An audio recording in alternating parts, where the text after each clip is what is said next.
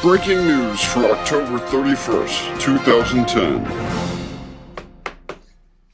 Hi, this is Kroll with Strifegeist News. Our diehard fans live in the cave, so they won't see this. Our top and only story today is the release of Subterranean Lifestyles Volume 1, the long-anticipated album from us asshole Strifegeist.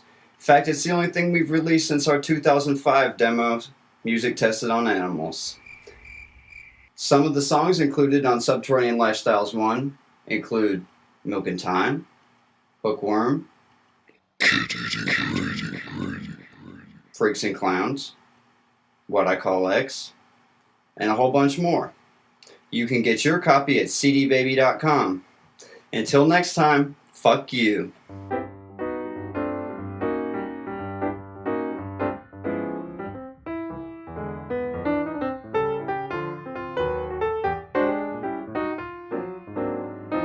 Up next on Strifegeist News, we try to figure out where the fuck our fans went.